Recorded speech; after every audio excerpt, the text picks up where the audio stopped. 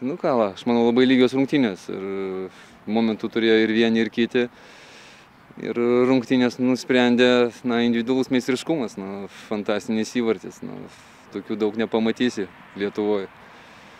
Be abejo, vėl reikalinga buvo parodyti tą reakciją po pralaimėtų rungtynių. Ir visą savaitę apie tai kalbėjome. Ir gal nebuvo tos gražios tokios rungtynės, bet gal žiūrovam turėjo patikti, nes jos buvo gana tokios gyvos rungtynės. Daug tokių greitų išpuolių iš vienos pusės ir iš kitos pusės. Ir sakau, tų momentų irgi turėjo abi komandos.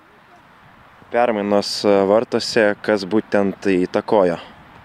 Nieko, kažkokius pakeitimus reikia daryti. Tai iš tikrųjų daug praleidžiame, taip, įmušam irgi tų įvarčių, bet nemanau, kad tai yra kaltė būtent Bražinsko, tai yra visos komandos kaltė, nes jeigu pasižiūrėtume įvarčius, kuriuos mes praleidžiam, tai ten gal 5 ar 4 11 metrų baudiniai, standartinės situacijos, iš žaidimo mes nepraleidome daug, bet kokiu atveju reikia daryti kažkokių tai pakeitimų. Pagaliau mes turime du gerus vartininkus ir Šarkauskas tikrai ilgai laukia savo šansų ir aš manau šiandien jisai pateisino tai, kad gavo tą galimybę išeiti, sužaisti ir aš manau sužaidė tikrai neblogai.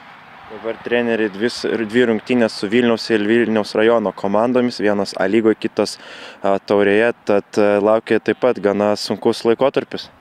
Visiems toks laikotarpis, kas žaidžia Taurėje, tai nieko išskirtinio. Tai aišku, kitą savaitę mes žaidžiam vienas rungtynės, ta paskutinė savaitė bus sunkesnė prieš rinktinių pertrauką, bet turim gilią sudėtį.